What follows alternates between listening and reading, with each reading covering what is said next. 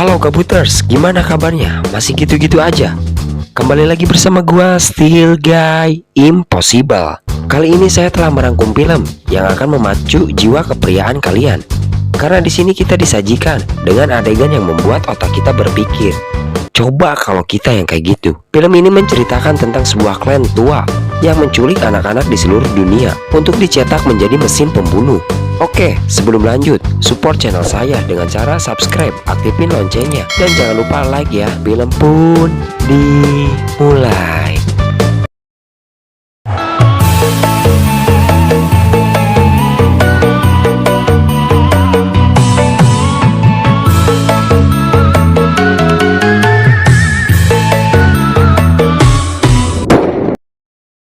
Pada adegan pembuka diperlihatkan latar sebuah bar di Jepang di mana geng Yakuza telah mengambil alih bar tersebut. Di sisi lain terlihat si Abah botak tukang nato dimarahi pimpinan geng karena dianggap tidak balik memainkan jarum tato di punggungnya. Si Abah mengatakan kalau misalkan ada orang yang kesal dan merasakan kesakitan saat ditato, maka orang itu tidak cocok hidup di lingkungan yang keras. Pimpinan Yakuza itu marah dan merasa terhina. Kemudian datang salah satu anak buahnya membawa sepucuk surat yang berisikan pasir hitam. Si Abah botak terlihat ketakutan melihat pasir hitam keluar dari dalam surat. Hal itu menandakan sesuatu yang mengerikan akan segera terjadi. Pimpinan Yakuza dan anak buahnya tertawa dan menganggapnya lelucon. Si Abah botak menceritakan kalau dulu seseorang juga menerima amplop yang berisi pasir hitam. Lalu kemudian hal mengerikan terjadi. Mereka muncul dari balik bayangan. Semua orang tewas. Si Abah botak kemudian menunjukkan bekas luka di dadanya. Terlihat bekas luka di dada bagian kiri. Si Abah botak mengaku beruntung karena jantungnya tidak seperti orang kebanyakan dan terletak di dada sebelah kanan. Di tengah dadanya terdapat tato ninja untuk mengingat dirinya atas kejadian mengerikan itu. Para Yakuza pun tertawa mendengar cerita tentang para ninja di era modern seperti saat ini. Lalu, tiba-tiba, kepala salah satu anggota Yakuza itu pun terbelah. Mereka semua kaget dan ketakutan. Mereka berteriak, lampu-lampu padam. Terdengar suara pedang mengayun di mana-mana, tanpa terlihat sosok yang mereka hadapi. Satu persatu para geng Yakuza tewas. Si pimpinan Yakuza menembak pistol ke sembarang arah karena sasah. Dan saking sasahnya, dia mengatakan akan menggandakan 2 kali lipat bayaran dari orang yang telah menyuruhnya, asalkan tidak membunuhnya. Namun tidak ada jawaban sama sekali. Lalu si Abah botak mengatakan bahwa itu semua sia-sia bernegosiasi dengan makhluk ini. Karena mereka bukan manusia, melainkan iblis yang dikirim langsung dari neraka. Saat sedang panik, tangan si pimpinan Yakuza itu pun pegat dan kepalanya ditebas oleh senjata tak terlihat. Dia pun tewas. Sakoteap, sungguh kasihan. Kemudian dari balik bayangan muncul sosok ninja yang dimaksud. Ninja itu berjalan mendekat ke si Abah botak dengan tatapan kosong dan dingin. Tanpa basa-basi langsung menebas si Abah botak tersebut. Kemudian berpindah latar di kota Berlin di markas Europol. Seorang agen penyelidik yang bernama Mika Koretti menemui atasannya yang bernama Maslow. Dia memberikan hasil penyelidikannya tentang pembunuhan misterius yang terjadi akhir-akhir ini. Dimulai dari insiden terbunuhnya Ratu Korea di tahun 1800-an oleh klan Ozuno. Si Mika menyelidiki bukti persidangan kasus Kunitomo Shigeaki saat jaksa bertanya tentang pembayaran menggunakan 100 kilo emas. Terdakwa mengatakan bahwa dia tidak mengerti apa yang ditanyakan oleh jaksa. Pertanyaan itu tidak lagi dibahas sampai sekarang. Hal yang membuat si Mika mengganjal jumlah emasnya sama yang dibayar ke klan Ozuno untuk pembantaian geng Yakuza di Osaka seminggu sebelum sidang kasus Shigeaki. Si Maslow mengatakan, jadi berdasarkan cerita masa lalu klan Ozuno itu ada. Si Mika menjawab, tepat sekali. Jadi dia mulai mencari tahu di jaringan transfer internasional, salah satu bank di suatu negara yang pernah terjadi kasus pembunuhan massal yang dilakukan Perdana Menteri Rusia. Nominal tersebut sama dengan harga 100 kilo emas di pasaran, dan itu terjadi di salah satu bank kota Shanghai. Mika mengatakan bahwa klan ninja itu ada. Mereka menculik anak-anak di seluruh dunia untuk dicetak menjadi mesin pembunuh. Si Maslow mengatakan dengan tegas bahwa tidak ada sejarah yang menyebutkan klan ninja itu ada. Ditambah dengan zaman yang sudah modern, membuat semua ini tidak masuk akal. Akan tetapi si Mika yang heras babatok bersikeras meyakinkan si Maslow dengan mengatakan bahwa mereka itu nyata, ada di luar sana, membunuh banyak orang, tidak ada satupun yang dapat menghentikan mereka. Beralih ke seseorang, lalakon utama film ini yang bernama Reizo sedang berada di laundryan. Sementara di sisi lain tampak wanita yang meminta bantuan si Reizo melipat spray. Karena kehebatan klan Ozunu, dia dapat mengetahui bahwa wanita itu seorang ninja. Lalu Shiraizo menanyakan, "Kau berasal dari klan mana? Dan tujuanmu datang ke Berlin untuk apa?" Si wanita itu kaget dan langsung menyerang Shiraizo. Terjadi pertarungan menggunakan pisau kecil, hingga akhirnya sepemilik laundry keluar. Dia menemukan temuan aneh di dalam mesin cuci yang mengeluarkan darah. Kembali ke tempat si Mika dan si Maslow yang sedang makan siang bersama di taman. Si Maslow mengatakan kalau dia telah menyelidiki lebih lanjut temuan si Mika atas tewasnya Perdana Menteri Rusia beberapa tahun yang lalu dengan jaringan KGB Rusia miliknya. Dia menemukan laporan milik agen KGB berpangkat tinggi yang bernama Alexei Sabatin. Laporan itu membahas kemungkinan beberapa pembunuhan politik dilakukan oleh jaringan kuno yang canggih disebut 9 klan. Si Mika lalu menanyakan bagaimana nasib Alexei Sabatin. Si Maslow mengatakan kalau agen itu diusir dari dinas karena alasan gangguan mental. Si Mika akhirnya lega karena si Maslow percaya dengan hasil penelitiannya. Berpindah ke Shiraizo yang kembali ke apartemennya. Di dalam terdapat berbagai persenjataan ninja. Dia mengingat kenangan lama saat pimpinan klan Ozunu, Lord Ozunu, memperkenalkan dirinya saat masih kecil pada murid klan Ozunu lainnya. Di memori yang lainnya, terlihat Lord Ozunu menyuruh para murid untuk menguasai tubuh mereka seperti rasa sakit, lapar, haus, termasuk anggota tubuh, darah, dan kulit, hal yang harus dikuasai. Lalu Lord Ozunu menyayat telapak tangannya dengan pisau, kemudian menggenggam tangannya mengucapkan beberapa mantra ninja. Lalu saat dibuka, luka sayatan di telapak tangannya sudah hilang, sembuh dengan sendirinya. Itulah kekuatan klan Ozunu. Saat siang, terlihat Shiraizo kecil telah berhasil melumpuhkan temannya di dalam sebuah pertarungan. Lord Ozunu mengatakan kalau hidup adalah pertempuran. Shiraizo tadinya anak jalanan yang dibuang orang tuanya. Dia berjuang bertahan hidup hingga akhirnya bisa menang. Karena dalam pertempuran saat melawan musuh, harus tanpa keraguan atau belas kasihan. Kembali ke Shiraizo dewasa yang selalu berlatih menguasai tubuhnya. Kemudian memori kembali ke masa lalu di mana Shiraizo kecil berjalan di lantai khusus agar bisa berjalan tanpa suara. Shiraizo kecil gagal dan lantai itu mengeluarkan suara. Si Ozunu kemudian memukul telapak kaki Shiraizo hingga berdarah-darah.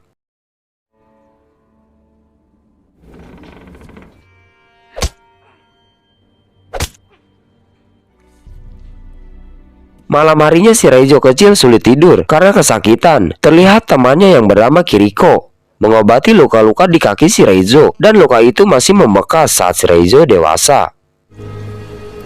Kemudian berpindah ke si Mika yang mendatangi rumah istri Alexei Sabatin. Di sana si Mika menanyakan kejadian tragis yang menimpa suaminya. Dia menceritakan 2 tahun lalu setelah pembunuhan Zhukov, Alexei Sabatin memanggil teknisi untuk mengganti semua kunci dan memasang lebih banyak kunci di jendela serta pintu. Dia juga memasang kamera dan sensor gerak serta memasang lampu di setiap sudut terpencil di halaman rumahnya karena dia mengatakan tidak boleh ada bayangan sedikit pun. Kemudian di suatu hari di mana terdapat seseorang pria yang datang dan berbicara di ruang kerja si Alexei Sabatin. Setelah selesai, pria itu langsung pergi. Si Alexei Sabatin adalah seorang tentara intelijen Rusia. Dia bukan orang yang mudah takut, tetapi ketika istrinya mendatangi si Alexei, di matanya tampak rasa ketakutan. Saat dia menghampiri si Alexei, langsung berdiri dan mencium sambil mengatakan kalau dia mencintainya. Si Mika menanyakan lagi kejadian suaminya tewas. Dia menceritakan waktu itu semua lampu mati, berbarengan suaminya pun tewas. Kematian suaminya dianggap tanpa sebab oleh orang-orang. Dia memberikan kotak yang berisikan informasi mengenai kasus yang suaminya ketahui. Di apartemennya, Shiraizo berlatih menggunakan pedang serta kusarigama. Terlihat amarah di dalam diri Shiraizo. Lalu kemudian memori kenangan lama kembali muncul saat dia menginjak remaja di klan Ozunu. Bertarung dengan teman sebayanya, diselimuti api yang menggantung ke atas. Awal pertarungan Shiraizo lebih dominan, namun teman sebayanya berlaku curang, memantulkan api tersebut ke arah Shiraizo yang mengakibatkan dia terjatuh. Namun si Ozunu mengatakan bahwa dia beranggapan itu sakit, maka salah besar. Lalu Shiraizo ditusuk perutnya hingga berteriak. Si Ozunu mengatakan bahwa itu baru rasa sakit dan inilah ujian untuknya.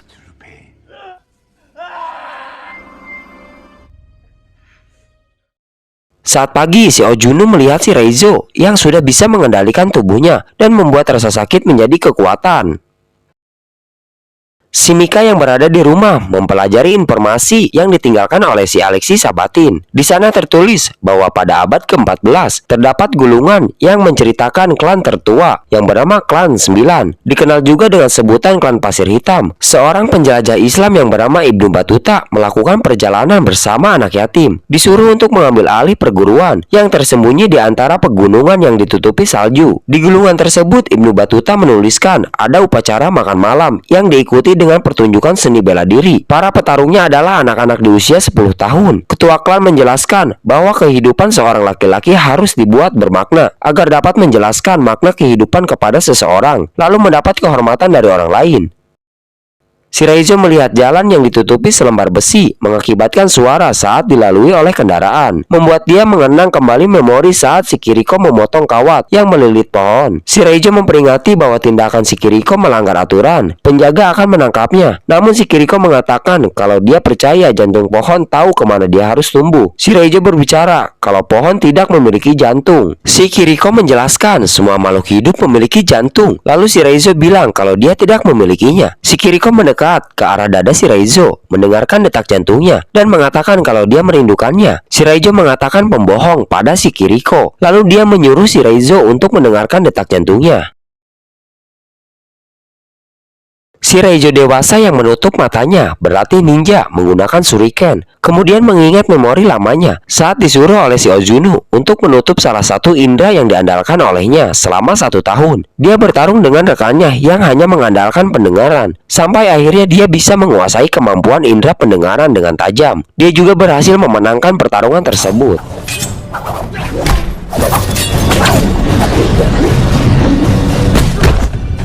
Saat malam, Shiraizo bisa mendengar detak jantung si Kiriko yang membuat mereka saling terhubung satu sama lain, walaupun dengan keadaan mata tertutup, karena Shiraizo sudah menguasai kemampuannya. Paginya si Kiriko mengalahkan rekan sebayanya. Si Ozunu menyuruhnya untuk menyayat karena jika gagal taruhannya darah, namun dia menolak melakukan hal tersebut yang mengakibatkan pipi si Kiriko disayat oleh si Ozunu.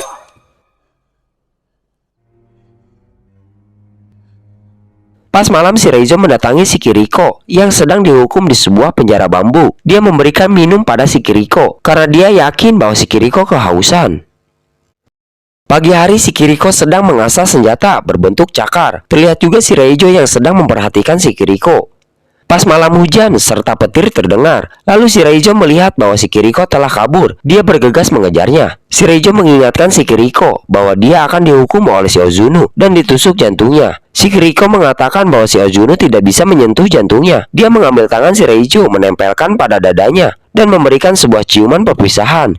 Dia mengajak Shiraizo, namun Shiraizo menanyakan, memangnya ada apa di luar sana? Si Kiriko memberitahu bahwa di luar sana ada kehidupan, tapi Shiraizo mengatakan bahwa kehidupannya ada di sini. Lalu si Kiriko memanjat tembok menggunakan senjata cakar yang diasah olehnya.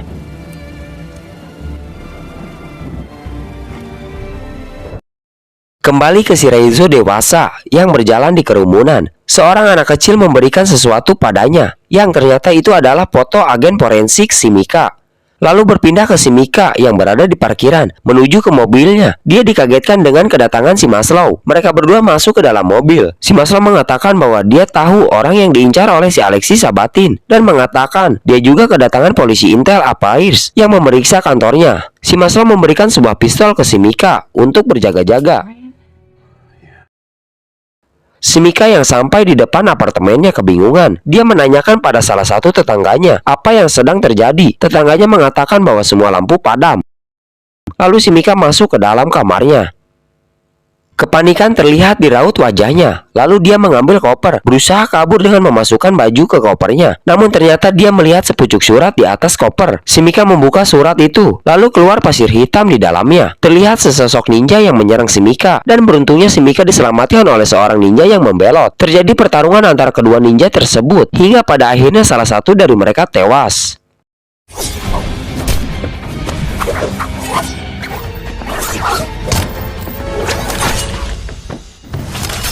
Si ninja itu mengatakan bahwa masih banyak para ninja yang akan mengejarnya sebelum dia benar-benar tewas. Si ninja itu juga mengatakan bahwa dia bisa membantunya, tetapi harus mempercayainya, dan si Mika menyetujuinya. Lalu dari balik bayangan keluar sesosok ninja, yang ternyata itu adalah si Reizo. Si Mika mengetahui karena telah melihat dari rekaman yang ditinggalkan oleh si Alexis Sabatin. Si Reizo mengungkapkan bahwa dia bagian dari klan itu. Si Mika menanyakan, lalu mengapa kau menghentikannya? Si Reizo mengatakan bahwa mereka datang.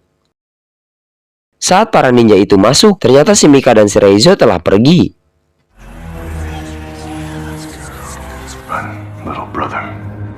Kembali ke si Reizo remaja yang terbangun karena mendengar teriakan seseorang wanita, yang ternyata itu adalah si Kiriko, tertangkap oleh penjaga klan. Paginya si Mika diikat. Si Ojunu mengatakan bahwa pengkhianatan harus dibayar dengan darah. Lalu si Ojunu memberikan pedang pada rekan sebaya si Reizo karena dia yang telah menangkapnya berhak untuk mengeksekusinya. Terlihat wajah dari rekan si Reizo yang sinis saat mengeksekusi si Kiriko, sedangkan si Reizo sedih. Kembali ke si Reizo dan si Mika yang menghindari pengejaran dari para ninja. Si Mika menanyakan apakah mereka mengikuti kita. Si Reizo mengatakan bahwa mereka mencium bau kita layaknya serigala. Si Mika memberi pertanyaan pada si Reizo, mengapa dia menyelamatkannya. Si Reizo kembali mengingat memori lamanya yang ketika itu dia masih remaja, mendapat tugas dari si Ozunu untuk mengambil jam emas. Si Reizo remaja pergi membawa pisau kecil, menemui target. Sesampainya dia langsung menusuk target menggunakan pisau. Si target mengatakan bahwa tusukan itu hanya menggelitikinya. Si Reizo menusuk perut si target beberapa kali, lalu dihantamkan ke toilet hingga akhirnya si target tersebut tewas.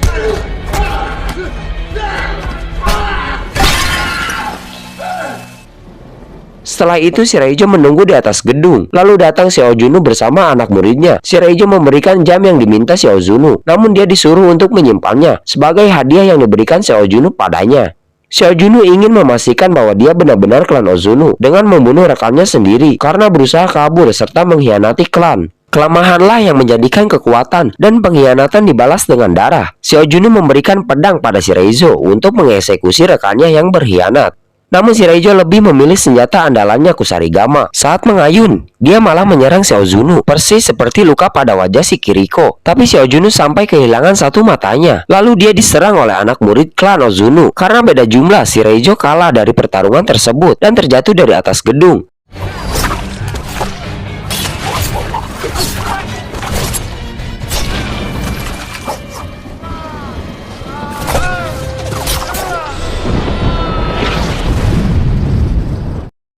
Kembali ke si Mika dan si Reizo. Si Mika bertanya apakah dia butuh perlindungan. Si Reizo menjawab tidak. Dia ingin membunuh si Ozunu. Dia butuh bantuan si Mika untuk mendapatkannya.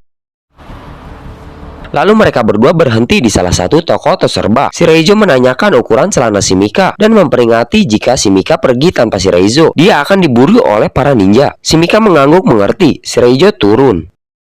Sesampainya di kediaman si Reizo, si Mika disuruh mandi tapi tidak menggunakan sabun. Setelah selesai mandi, si Mika dikelilingi asap rokok oleh si Reizo agar dapat menghilangkan bau badannya. Berpindah ke si Maslow yang mendapat telepon dari si Mika yang mengatakan bahwa dia dalam masalah besar. Tapi dia tidak sendirian, dia bersama orang incaran si Sabatin dan dia juga berada di pihaknya. Si Maslow mengatakan hati-hati pada si Mika. Jika butuh bantuan, dia akan melakukan sebisa mungkin. Si Mika meminta si Maslow untuk menemui mereka berdua di tempat biasa. Setelah berada di tempat yang dijanjikan, si Mika dan si Reizo menemui si Maslow. Dan si Reizo mengatakan, mengapa kau melakukan ini? Orang-orang akan mati. Tiba-tiba anak buah si Maslow bermunculan, menyetrum si Reizo dan mengikatnya dengan peralatan lengkap serta lampu yang menyorot dengan terang. Si Maslow membawa si Reizo dan menahannya di markas GDR. Lalu datang si Mika yang mengatakan bahwa ini sebuah kesalahan. Si Reizo berada di pihak kita, namun si Maslow bersikeras mengatakan bahwa mereka itu pembunuh dan menangkap ninja adalah tugas kita. Bila ingin berargumen dan bersilat lidah, jangan di depan anak buahnya. Lalu si Maslow mengajak si Mika ke ruangannya untuk mengatakan yang sejujurnya, bahwa dia rasa mereka berdua dijebak oleh seseorang. Dan si Mika mengatakan bahwa para ninja berusaha membunuh si Reizo, dan sedangkan si Reizo berusaha membunuh para ninja selama setahun ini. Si Maslow percaya pada ucapan si Mika. Lalu dia memberikan alat pelacak pada si Mika untuk berjaga-jaga. Semisalkan dia berada di dalam bahaya, segera menghidupkan pelacak itu. Si Mika mendatangi si Reizo yang sedang diikat. Dia memberikan air minum. Si Mika meminta maaf karena dia tidak tahu soal ini. Si Reizo mengatakan bahwa dia tahu si Mika tidak berbohong. Dia mengetahui si Mika hanya berbohong soal ukuran celana. Dia bertanya mengapa dia bisa tahu. Si Reizo mengatakan jantung si Mika istimewa. Dia berbisik pada si Reizo bahwa si Maslow berpihak pada kita. Dia akan menolongnya. Tetapi si Reizo mengatakan sudah terlambat. Si Mika datang dan memberitahu si Maslow para ninja sedang menuju ke markasnya. Namun si Maslow mengatakan bahwa prajuritnya bisa menangani ninja-ninja tersebut. Lalu tiba-tiba lampu padam. Si Mika berlari menuju ke ruangan si Reizo ditahan bersama anak buah si Maslow. Si Mika yang sudah berada di ruang tahanan disuruh pergi oleh si Reizo, namun dia tidak mau pergi tanpa si Reizo. Si Reizo mengatakan kalau begitu kita mati bersama. Di tempat lain anak buah si Maslow sedang bersiaga. Dikagetkan dengan suara pedang dan senjata ninja yang lainnya. Mereka semua berada di atas. Penyerangan para ninja pun terjadi. Mereka melumpuhkan anak buah si Maslow.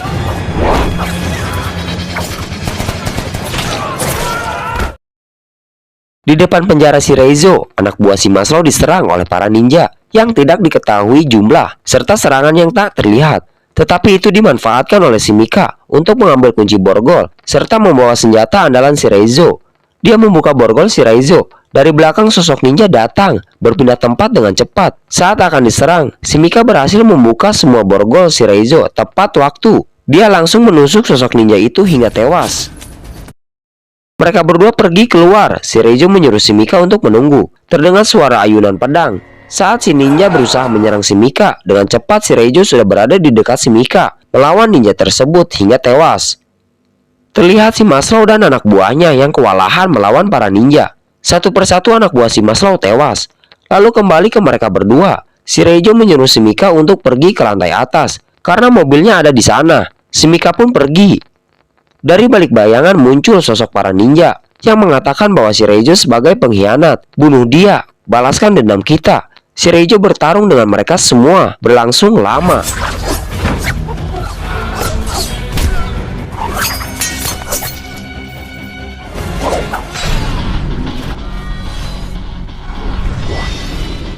Pertarungan si Reizo sedikit tidak imbang karena dia sendiri. Namun si Reizo dapat menumbangkan setengah dari mereka yang dibarengi dengan aksi kejar-kejaran. Kembali ke si Mika yang sudah sampai di parkiran menaiki mobil. Dia menunggu si Reizo, namun para ninja mengejar dia. Bayangan hitam yang sekolebat membuat si Mika ketakutan. Dia menghidupkan mobilnya. Dari pinggir sebuah pedang menembus mobil si Mika. Dia yang panik pergi dari sana. Namun di atas mobilnya ada sosok ninja yang ditembak oleh si Mika mengenai kakinya. Saat akan keluar, dia diserang menggunakan surikan serta kunai oleh sosok ninja, membuat bodi mobilnya hancur. Saat akan keluar, si Mika menabrak mobil yang terparkir di depan pintu keluar. Namun karena panik si Mika langsung pergi tancap gas. Berpindah ke si Reizo yang masih berusaha kabur dari kejaran para ninja yang sempat menjadi saudaranya di klan Ozuno. Dia melompat memecahkan kaca hingga hampir tertabrak mobil. Sampai di jalan raya, si Reizo berduel dengan mantan saudaranya. Ninja tersebut berhasil menyayat perut si Reizo. Mereka berdua tertabak mobil, namun sosok ninja itu bisa bangkit, sedangkan si Reizo sudah lemah. Saat akan ditebas, datang mobil yang menabrak si ninja tersebut. Ternyata itu si Mika yang berusaha menyelamatkan si Reizo. Mereka berdua pergi.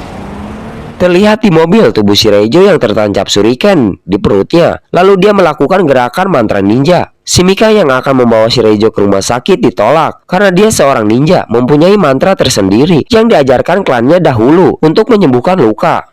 Mereka berdua pergi ke apartemen si Reizo. Terlihat si Mika yang sedang mandi, sedangkan si Reizo terbaring lemah dengan luka yang menyelimuti dirinya. Si Mika menyalakan rokok dan mengelilingi tubuh si Reizo dengan rokok tersebut agar para ninja tidak mencium bau tubuh mereka berdua. Setelah itu si Mika mengatakan di dekat telinga si Reizo bahwa dia hanya seorang penyelidik forensik. Dia berusaha membantunya, tapi tetap tidak bisa. Dia berterima kasih karena sudah diselamatkan. Lalu si Mika mencium si Reizo dan meminta maaf karena dia menyalakan alat pelacaknya dan menyimpan di tangan si Reizo.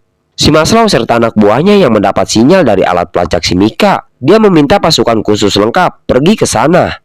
Si Mika yang bersembunyi menyaksikan para ninja masuk ke apartemen si Reizo. Setelah masuk, para ninja tersebut ingin membunuh si Reizo. Namun salah satu dari mereka mengatakan bahwa si Ozuno yang lebih pantas melakukannya. Terlihat juga pasukan khusus si Maslow yang sudah tiba di apartemen si Reizo. Mereka semua masuk ke dalam. Ternyata di dalam hanya ada si Mika yang tengah duduk. Si Mika mengatakan bahwa para ninja telah membawanya 10 menit yang lalu. Berpindah ke Shiraizo yang dibawa oleh para ninja, dikurung di sebuah box. Dia melakukan gerakan mantra ninja untuk menyembuhkan luka-luka di tubuhnya. Dengan sendirinya bekas sayatan di tubuhnya sedikit demi sedikit mulai menyatu dan sembuh. Setelah sampai di padepokan klan Ozunu, dia dibawa ke hadapan Xiao Junu. Xiao Junu mengatakan senang bertemu dengannya. Saat melihat Shiraizo, dia sangat bangga karena tak ada anak yang setangguh Shiraizo. Dia adalah anak yang selama ini ditunggu olehnya untuk menggantikan posisinya. Akan tetapi setelah apa yang diperbuat oleh Shiraizo pada klan Ozunu membuatnya tidak jadi. Sambil tertawa sinis, Shiraizo mengatakan, "Menurutmu mengapa aku melakukan semua itu?" Xiao Junu tampak kesal menendang Shiraizo. Terlihat Shiraizo yang pingsan diikat di sebuah tiang, lalu disiram. Xiao Junu mengatakan pada semua anggotanya bahwa mereka akan mendapatkan kembali kehormatannya. Biarkan kematian Shiraizo diingat selama 1000 tahun. Lalu Xiao Junu menusuk perut Shiraizo beberapa kali, hingga membuat dia muntah darah, yang dibarengi dengan keluar alat pelacak di dalam tubuhnya. Tiba-tiba cahaya petasan serta ledakan di gerbang masuk terjadi. Ternyata itu dilakukan pasukan khusus si Maslow yang mengetahui lewat alat pelacak yang ditinggalkan oleh si Mika saat Shiraizo terbaring dengan luka sayatan di tubuhnya. Anak buah si Maslow menembaki para ninja tanpa ampun. Mereka juga menembak cahaya petasan ke atas agar tidak ada bayangan di sekitar, yang membuat para ninja kesulitan untuk melakukan perlawanan balik. Si Mika serta si Maslow menembaki para ninja hingga sebagian dari klan Ozunu gugur di tempat. Si Mika menghampiri Shiraizo dan melepaskan ikatan di tubuh Shiraizo. Dia mengatakan pada si Mika, "Mengapa lama sekali?" Si Mika kaget karena Shiraizo tahu kalau dia akan datang. Lalu Shiraizo pergi ke dalam.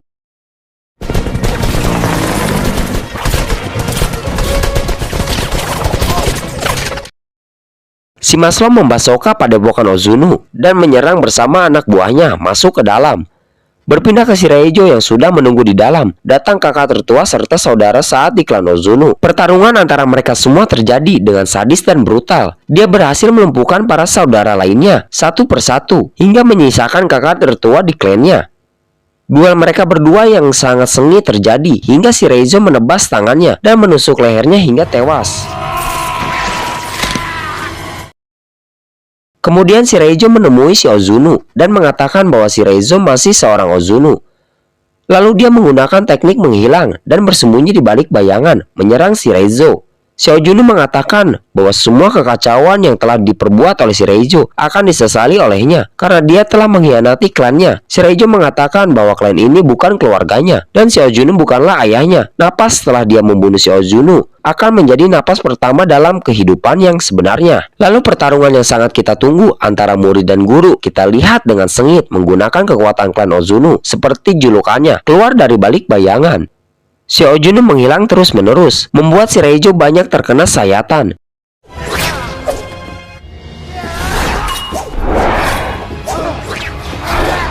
Saat Xiao Junu akan menghabisi Shiraizo, dari belakang si Mika datang menembak Xiao Junu. Dia menghilang kembali dan muncul di belakang, menusuk dada si Mika. Saat Xiao Junu mendekat dan mencoba membunuh Shiraizo, ternyata Shiraizo menghilang, muncul dengan kecepatan bayangan, menyerang Xiao Junu hingga tak berdaya, dan membunuh Xiao Junu dengan menusuk lehernya hingga tembus ke jantungnya, membuat Xiao Junu tewas di tempat.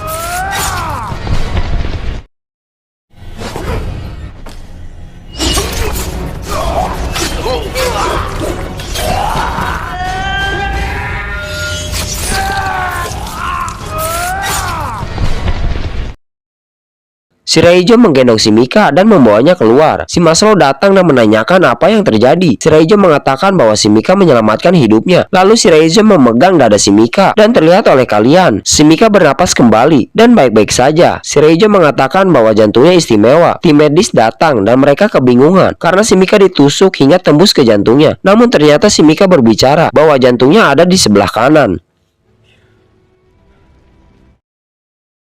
Besoknya Shiraizo berada di tempat persembunyian klan Ozunu. Ketika api sudah padam, dia memanjat tembok yang pernah dilakukan oleh si Kiriko. Dia melihat ternyata benar, di balik pegunungan terdapat kebebasan dalam hidup, yang seperti dikatakan oleh si Kiriko.